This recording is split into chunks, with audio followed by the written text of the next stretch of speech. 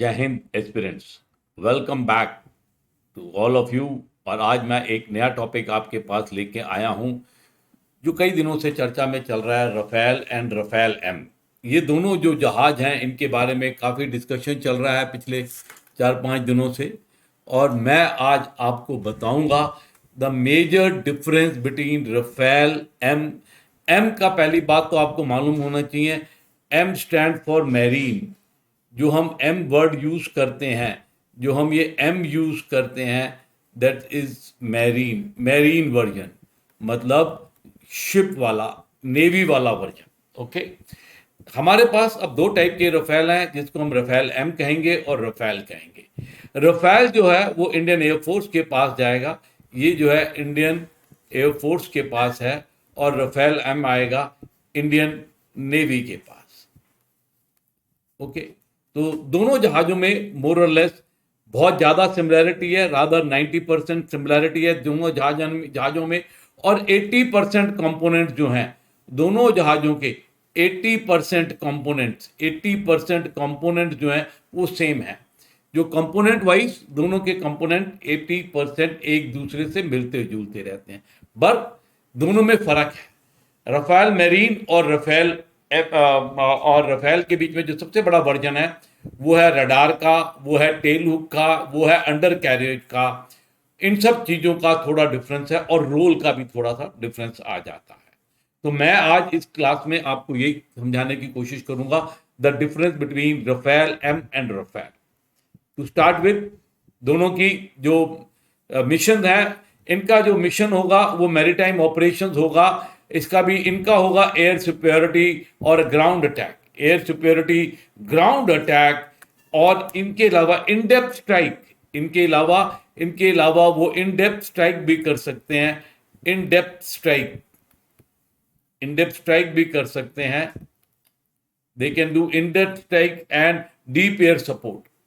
Where as maritime operation में generally जो हमारे ऑपरेशन होंगे वो एंटी शिप ऑपरेशंस होंगे मैरीटाइम ऑपरेशंस में, जिससे कि अगर हमारे एनिमी के एयरक्राफ्ट अगर उस एरिया में है, anti ship and providing protection to the navy, naval ships and naval assets from the airborne attacks.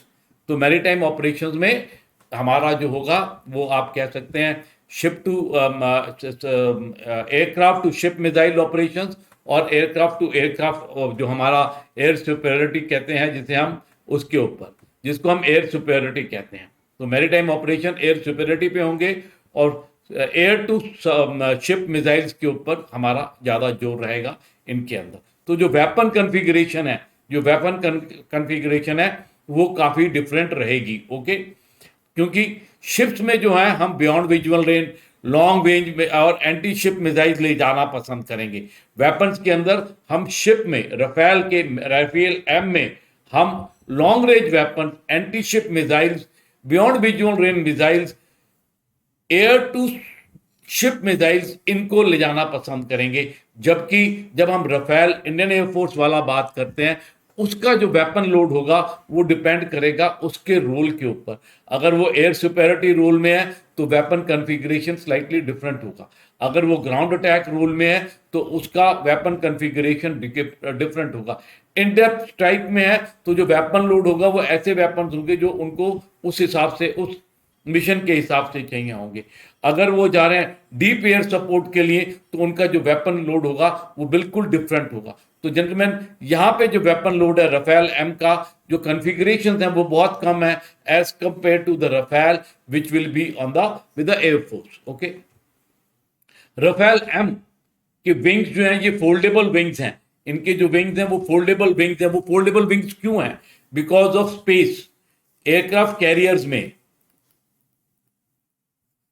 Aircraft carrier में जो स्पेस होती है, स्पेस सबसे बड़ी इंपॉर्टेंट फैक्टर है।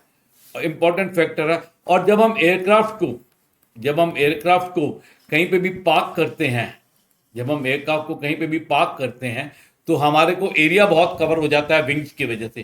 तो जो हमारा मैरीन वर्जन है, जो रफेल एम है, इसके विंग्स जो हैं वो फोल्डेबल हैं।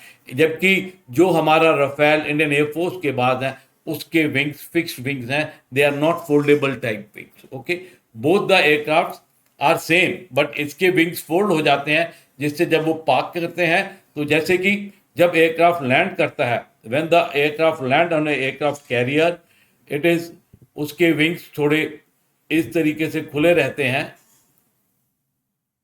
और अगर विंग्स खुले होंगे, अगर विंग्स खुले होंगे अगर विंग्स खुले होंगे तो एरिया जो है वो इतना ज़्यादा कवर हो जाता है। बट एयरक्राफ्ट कैरियर में यही विंग फोल्ड हो जाते हैं, ये विंग इस तरीके से लैंड करने के बाद फोल्ड हो जाते हैं, और आपके पास ये जो एरिया बचता है, ये जो एरिया है ये बच जाता है, जिससे कि additional aircraft can be parked there. So that is the advantage of having a foldable wing, which is there in case of a Rafale M. Under carriage जो होता है, जिसको हम अंडर कैरेज कहते हैं, जिसको आप ये ले लीजिए कि आप ये जो नीचे का हिस्सा है इसे अंडर कैरेज कहते हैं, जहाँ पे हमारे व्हील्स होते हैं, तीनों जो हमारे व्हील्स हैं उनको हम अंडर कैरेज कहते हैं। जो क्योंकि यहाँ पे ये छोटे रनवे पे बहुत छोटा सा एरिया होता है, जहाँ पे उतरेंगे तो एक बड़े ज़्यादा इम्पैक्ट के साथ आके उतरते हैं, तो इनका जो अंडर कैरेज होता है वो बहुत ज़्यादा मजबूत बनाया जाता है, रेनफोर्स बनाया जाता है, जिससे कि वो लैंडिंग का इम्पैक्ट ले सकें। इम्पैक्ट ही नहीं ले सकें, आगे मैं बताऊंगा कि अरेस्टर वायर का इम्पैक्ट भी ले सकें, मैं आपको एक मिनट में बताता हूँ। वेयरएज जबकि जो राफेल इंडियन एयरफोर्स के पास रहेगा, उसका जो अंडर कैरेज है वो बिल्कुल स्टैंडर्ड प्रोसीजर्स का आएगा as any other aircraft, but in case of a Rafale M ये रेनफोर्स्ड होगा, इसको ज़्यादा मजबूत बनाया जाएगा, इसके शॉकर्स, इसका हाइड्रोलिक्स और ज़्यादा मजबूत होगा। ओके, राफेल एम में, राफेल मैरीन में एक टेल हुक होता है। टेल हुक जो होता है, याद रखो बच्चों, tail hook is at the end. जो हमारा टेल हुक होता है वो जो हमारा एयरक्राफ्ट, जब हम एयरक्राफ्ट की बात कर रहे हैं जो शिप पे लैंड करने आते हैं, एरिया कम होने की वजह से, एरिया कम होने की वजह से जो फाइटर एयरक्राफ्ट जब वो लैंड करने को आता है तो वो एक टेल हुक निकाल के रखता है। टेल हुक का फंक्शन होता है कि जो एयरक्राफ्ट कैरियर पे इस तरह की अरेस्टर वायर्स होती हैं, इस तरह की वायर्स लगी होती हैं। ये टेल हुक जो है, ये जो टेल हुक मैंने आपको दिखाया था, ये जो टेल हुक है, ये आके इन अरेस्टर वायर में, ये सबसे पहले जहाज को टच करता है, और जब इसके साथ घिसट के चलता है तो ये टेल हुक जो है पहले आके इन तारों में फंस जाता है, और इन तारों में फंसने से वो एक ब्रेक लगाता है। ये देखिए, ये वो अरेस्टर वायर है, ये टेल हुक है, और यहाँ पे ये इसने इसे रोक लिया। टेल हुक जहाज को एक छोटे से एरिया में, एक बहुत कन्फाइंड एरिया में बड़ी जल्दी से इसको रोकने में मदद करता है। तो ये टेल हुक सिर्फ एयरक्राफ्ट कैरियर वर्जन में होता है, जो नॉर्मल लैंडिंग के लिए इसका इस्तेमाल नहीं होता। तो जो इंडियन एयरफोर्स के पास नॉर्मल राफेल है उनमें टेल हुक नहीं होगा, जबकि जो हमारा मैरीन वर्जन है उसमें टेल हुक होगा। ओके, उसमें जो रडार है वो एक थेल्स का मैरीन ऑपरेशन रडार है, क्योंकि मैरीन ऑपरेशन रडार की जरूरत इसलिए पड़ती है, रडार इसलिए डिफरेंट चाहिए क्योंकि ग्राउंड जो है एक सॉलिड सरफेस होता है, वेयर एज वाटर जो है, जब when you are operating over water there is a different density is different, when the density is different you need a different type of radar to cut down some clutters. Okay, तो जो radar है वो Rafale M का वो बहुत different है Rafale ground version जो Indian air force के साथ है। और इसके अलावा उसमें एक चीज होती है कैटापुल्ट लॉन्च। जहाज में जब जब एयरक्राफ्ट कैरियर से जब जहाज उड़ता है तो उसके पास एक बहुत छोटा सा रनवे होता है। जो रनवे होता है ये हमारा एयरक्राफ्ट कैरियर का, ये जो हमारा एयरक्राफ्ट कैरियर का जो रनवे होता है बहुत छोटा होता है, इसलिए यहाँ पे एक गुलेल की तरह से, यहाँ पे एक गुलेल की तरह से एक कैटापुल्ट होता है, जिसको हम आप कह सकते हैं, उसको यहाँ पे एयरक्राफ्ट के से उसके नोज से जोड़ दिया जाता है, नोज व्हील से उसे कनेक्ट किया जाता है यहाँ पे।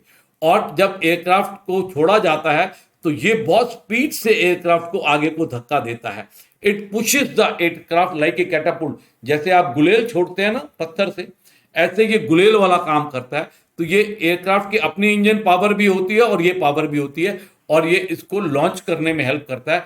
इसलिए जो एयरक्राफ्ट कैरियर पे जो राफेल एम आएंगे उनका जो नोज व्हील होगा उनके जो नोज व्हील होंगे, ये जो नोज व्हील है, इसमें एक स्पेशल इक्विपमेंट होता है जिसमें जिसमें कि आके हमारा कैटापुल्ट लग जाता है।